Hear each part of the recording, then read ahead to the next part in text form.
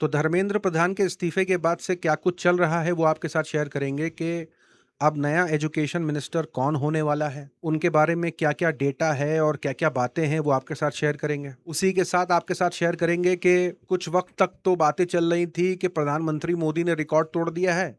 अब बातें चल रही हैं कि धर्मेंद्र प्रधान ने रिकॉर्ड तोड़ दिया है और इस रेजिग्नेशन की खबर के बाद से जो डांस, जो जश्न मन रहा है वो आपके साथ शेयर करेंगे। और ये जश्न कहाँ मन रहा है? सोनाक्षी सिन्हा डांस कर रही हैं। कुछ एक्टर्स के ऐसे-ऐसे पोस्ट हैं वो आपके साथ शेयर करेंगे, किसने क्या कुछ कहा। उसी के साथ-साथ आईटी सेल में कैसा रोना-धोना है वो भी आपको बताएँगे और सीजेपी को लेकर के नए दावे किए जा रहे हैं, वो क्या है वो भी शेयर करेंगे। लेकिन आगे बढ़ने से पहले आप सभी से गुज़ारिश है चैनल को सब्सक्राइब करिए और वीडियो को थोड़ा तेज़ देखना है तो वीडियो के ऊपर 3 डॉट होगा, वहाँ से वीडियो की स्पीड बढ़ा करके वीडियो को देख सकते हैं। सबसे पहले बात करेंगे कि धर्मेंद्र प्रधान के इस्तीफे के बाद से अब नया एजुकेशन मिनिस्टर कौन है? नया एजुकेशन मिनिस्टर है प्रहलाद जोशी। इनके बारे में बताया जाता है कि बचपन से ही आरएसएस से जुड़े हुए हैं। 2004 में पहली बार कर्नाटका के धारवाड़ से बीजेपी टिकट से लोकसभा इलेक्शन जीते।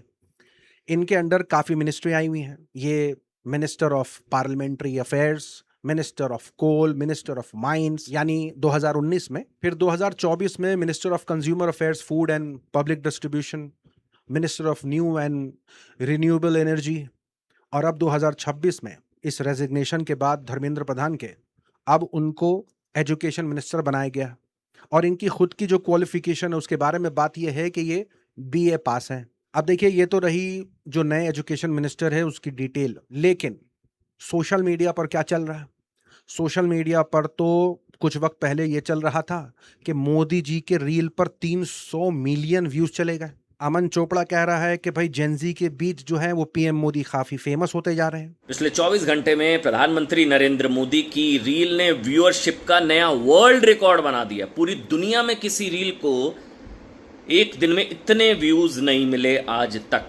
सोशल मीडिया पर चलने लगा कि भाई जब जंतर मंतर के प्रोटेस्ट साइट पर हैं, जब वहां पर इंटरनेट बंद कर दोगे और जो लोग देख रही है उसी टॉपिक को और फिर अचानक से सब बंद हो जाएगा और वीडियो आनी बंद हो जाएंगी और फिर मोदी जी प्रकट होंगे तो भाई व्यूज तो आने ही है। लेकिन अब बात क्या हो रही है? बात ये हो रही है कि धर्मेंद्र प्रधान के ट्वीट पर 30 मिलियन व्यूज जा चुके हैं। 30 मिलियन व्यूज जा चुके हैं उनके सिर्फ ट्वीट पर। लाइक लगभग 2 लाख के आसपास है। मतलब ये भी एक हद तक रिकॉर्ड ही है कि किसी की रेजिग्नेशन पर इतना लाइक कैसे आ रहा है भाई।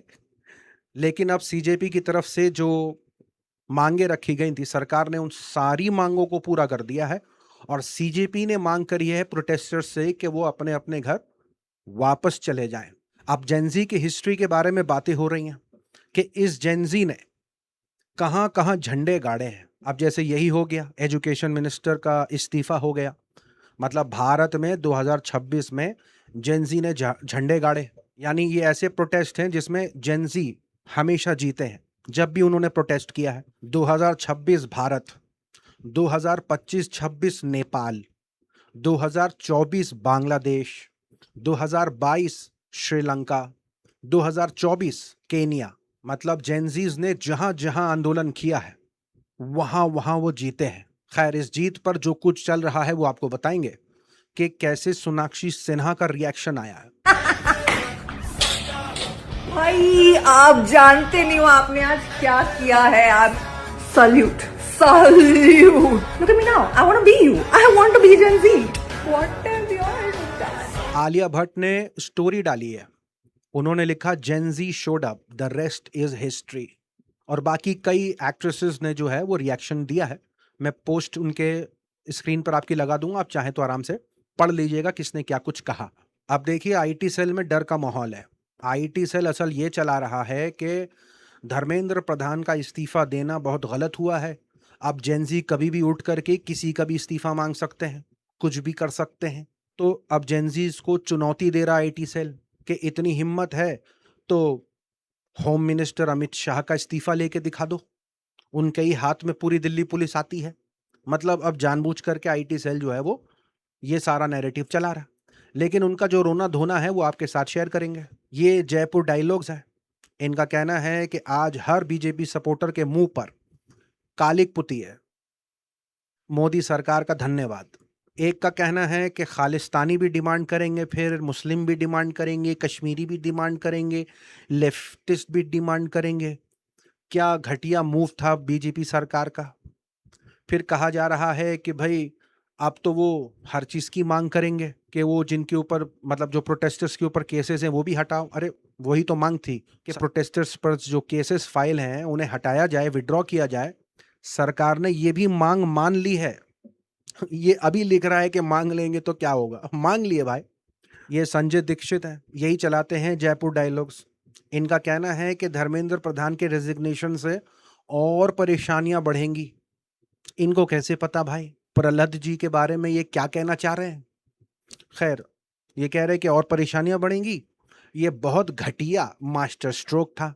अब देखिए, मैं सारे तो नहीं पढ़ूंगा, स्क्रीन पर आपके सारे ट्वीट्स लगा दूंगा, इनके रोना धोना जो है वो आपको दिख जाएगा। लेकिन एक मजे की बात चल रही है कि ये कॉकरोच जनता पार्टी जो है वो बीजेपी की ही तरफ से बनाई गई पार्टी है।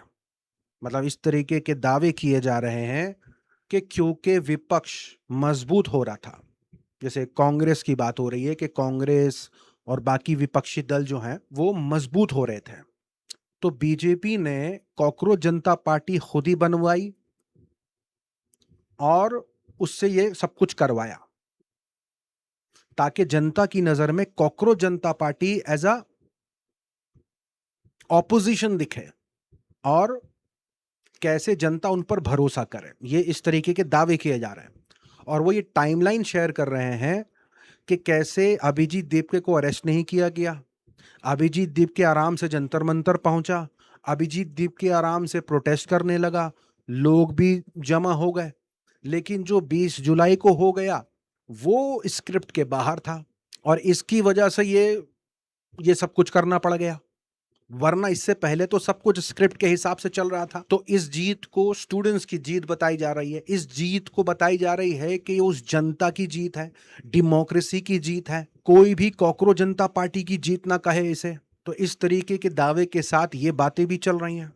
अब आने वाले वक्त में पता चलेगा कि इस बात में कितनी सच्चाई है, तो देखने वाली बात होगी। लेकिन अभी के लिए इतना ही। अपनी राय सुझाव कमेंट में बताइए रिपोर्ट के बारे में।